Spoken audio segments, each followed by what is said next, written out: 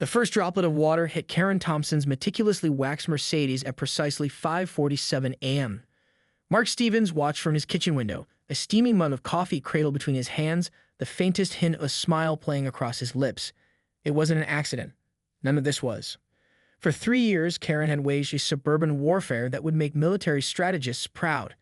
It started innocently enough, or so Mark had thought, with a simple irrigation system he'd installed to keep his landscaping lush during the increasingly brutal summer months. Little did he know that those sprinklers would become the catalyst for a neighborhood conflict that would become the stuff of local legend. The Thompson property sat adjacent to Mark's corner lot, a perfectly manicured rectangle of green that looked more like a golf course than a residential yard.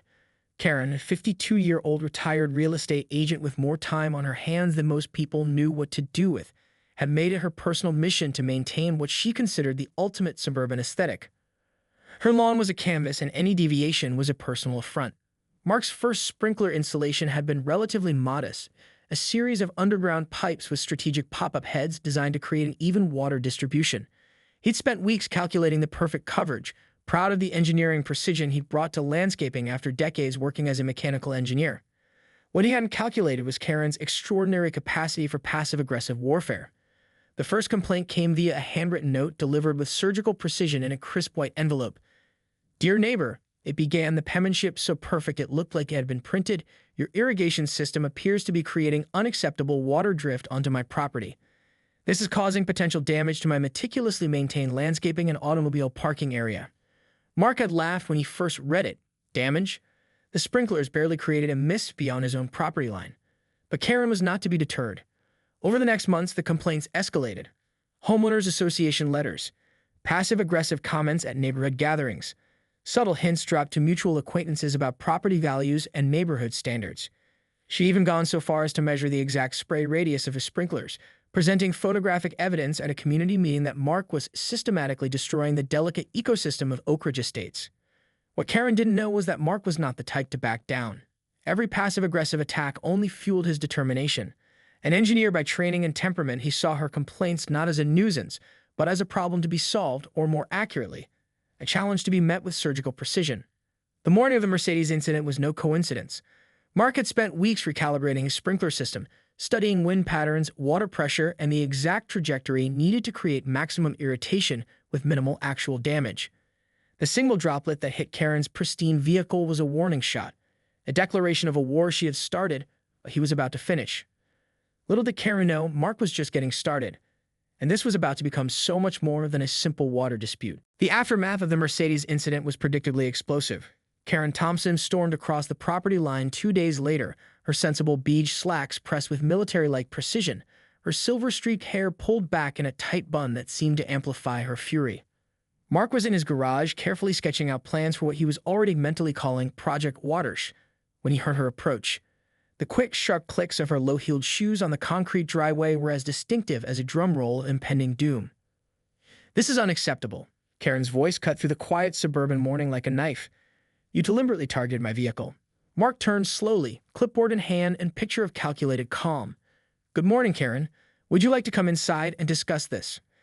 She refused, of course. Instead, she brandished a folder, clearly prepared in advance, filled with what appeared to be meticulously documented evidence.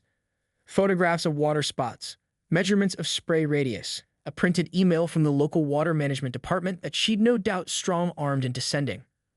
"You're violating at least 3 municipal codes," she declared, her finger jabbing dangerously close to Mark's chest. "I've spoken with the homeowners association.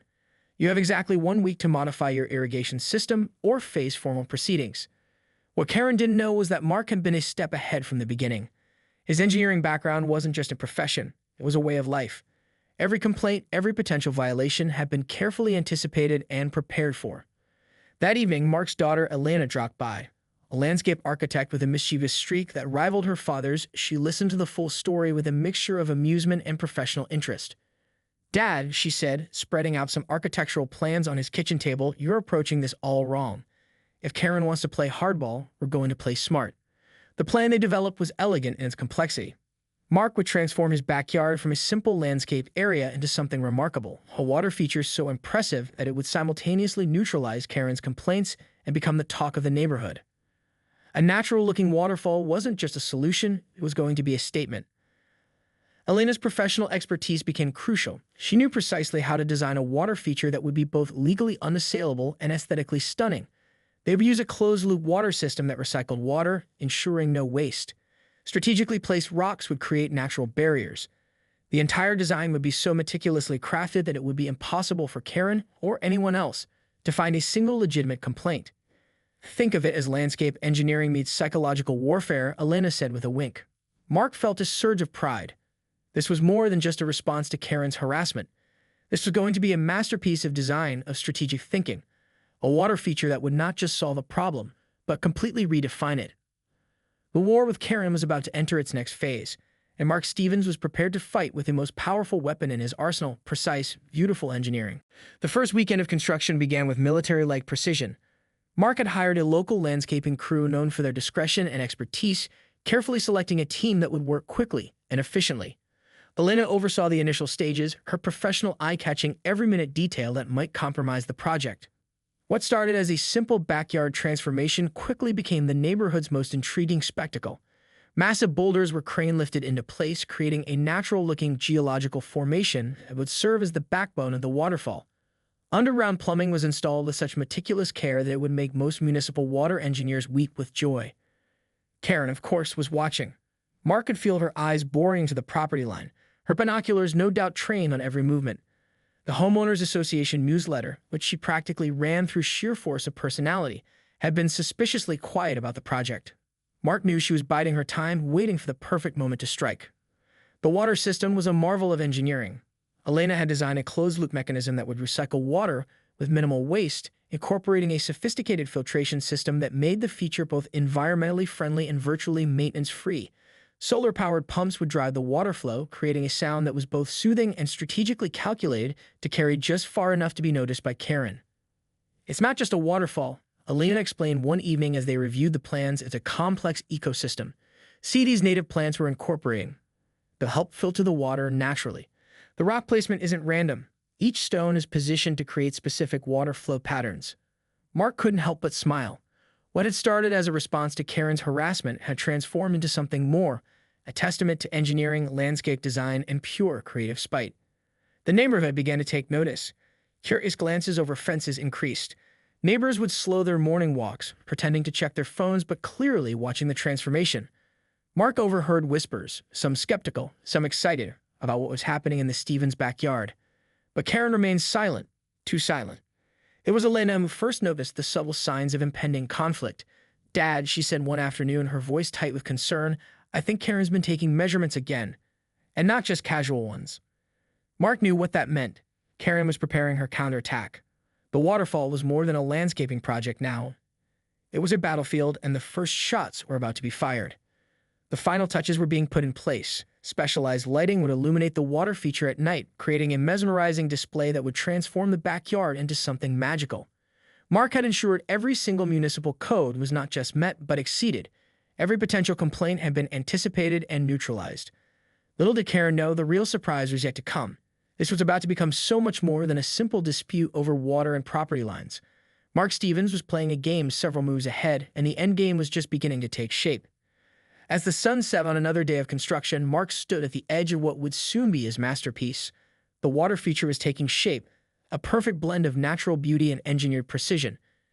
In the fading light, it looked almost like a work of art, a silent challenge to the world around it. Karen Thompson had no idea what was coming. The formal complaint arrived on a Tuesday morning, delivered by certified mail with such precision that Mark knew Karen had been planning this moment for weeks. The document was a masterpiece of bureaucratic language. 6 pages detailing alleged violations, potential environmental impacts, and a demand for an immediate halt to construction. Mark's first call was to Elena. "She's gone nuclear," he said, a strange mixture of admiration and frustration in his voice. Elena arrived within the hour, her professional briefcase filled with documentation that would make any municipal lawyer proud. She had anticipated this move and had been preparing a comprehensive defense since the project's inception. The complaint was a work of art in passive-aggressive documentation. Karen had enlisted the help of a local environmental consultant, a man Mark recognized as a longtime friend of her late husband and clearly sympathetic to her cause. The report claimed the water feature would disrupt local wildlife patterns, create potential erosion issues, violate multiple zoning regulations, potentially contaminate groundwater, What Karen didn't know was that Mark and Elena had already consulted with every possible municipal department. The water recycling system exceeded environmental standards. The landscaping had been designed with local ecosystem preservation in mind. Every potential objection had been meticulously addressed months before the first rock was placed. The neighborhood began to take sides. Some residents supported Karen, whispering about property values and maintaining standards. Others were fascinated by Mark's ambitious project. A local news station even sent a reporter to investigate the neighborhood water war, though they were quickly discouraged by the technical complexity of the actual dispute.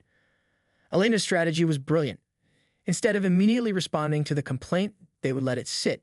Every day the complaint remained unaddressed was another day the project continued, another day that showcased the absolute precision of their planning. But Karen was not one to be ignored. The Homeowners Association meeting became her battlefield. Mark received a forwarded copy of the minutes, a document filled with Karen's meticulously typed complaints, each paragraph a surgical strike designed to paint him as a neighborhood menace. What she didn't know was that Mark had been quietly building support. The local water conservation department was fascinated by his closed-loop system. The city's landscape design committee had already privately expressed interest in using his project as a potential model for sustainable urban design. "This isn't just about a waterfall anymore," Elena told him one evening, spreading out the latest set of technical drawings. "This is about proving a point." Mark knew she was right. What had started as a response to Karen's harassment had transformed into something much larger. It was a statement about innovation, about pushing back against small-minded bureaucracy, about proving that creativity and engineering could triumph over petty neighborhood politics. The waterfall was nearly complete. Its initial form was breathtaking, a natural-looking cascade that seemed to have emerged from the landscape itself, rather than being constructed. Solar-powered pumps created a gentle flow, native plants softened the rocky terrain, and strategic lighting promised to make it a nighttime marvel. Karen's complaint sat in a folder on Mark's desk, a paper tiger waiting to be dismantled. The final phase was about to begin, and Mark Stevens was ready to make his ultimate statement. The final hearing was scheduled for a crisp Saturday morning in October. Mark arrived with Elena, their documentation packed into matching leather briefcases, looking more like a legal team than a father-daughter landscaping duo. The municipal building's conference room buzzed with an unexpected energy. What was supposed to be a routine zoning review had become the most anticipated local event in recent memory. Local residents packed the hallways, craning their necks to catch a glimpse of the proceedings. Karen sat in the front row, her posture so rigid it could have been mistaken for a supporting beam. Mark's presentation was a masterpiece of engineering and environmental design. Using a series of detailed charts, 3D renderings, and environmental impact studies, he systematically dismantled every single one of Karen's objections. The waterfall wasn't just a landscaping feature. It was a case study in sustainable design. Elena took the lead, her professional demeanor cutting through the tension. "Our water recycling system reduces local water consumption by 67%, she explained, clicking through a series of technical slides. "The native plant integration provides a habitat corridor for local pollinators. We've actually increased the environmental value of this property." Karen's hired environmental consultant looked increasingly uncomfortable. The technical precision of Mark's defense left no room for argument. What had begun as a neighborhood dispute had transformed into a showcase of innovative landscape design. But Karen wasn't finished. During a brief recess, she cornered Mark in the hallway. "This isn't over," she hissed, her voice low and dangerous. "You may have won this battle, but I'll find a way to." "To what, exactly?" Mark interrupted, his voice calm. "Prove that a meticulously designed water feature is somehow a threat to the neighborhood." The hearing's final moments were anticlimactic in their decisiveness. Not only was Mark's project approved, but the municipal board requested additional information about his design for potential future implementations. The city's water conservation department was particularly interested in the closed-loop system. As they left the building, Elena couldn't help but laugh. "Dad, we didn't just win. We basically wrote the handbook for sustainable landscaping." Mark felt a complex mixture of emotions. This had never been just about beating Karen. It was about proving a point, that innovation, when approached with scientific precision and creativity, could transform something as simple as a backyard water feature into a statement. The neighborhood had changed. Curious residents who had once sided with Karen now looked at Mark with a newfound respect. Some had already begun asking about similar design consultations for their own properties. But the true victory was yet to come. That evening, as the sun set and the newly completed waterfall came to life with its carefully designed lighting system, Mark knew this was about more than just winning an argument. It was about pushing boundaries, challenging assumptions, and proving that sometimes the best response to petty harassment is to create something beautiful and meaningful. Karen's house stood silent next door, her windows dark, but Mark could feel her watching, and he knew the final act was yet to play out.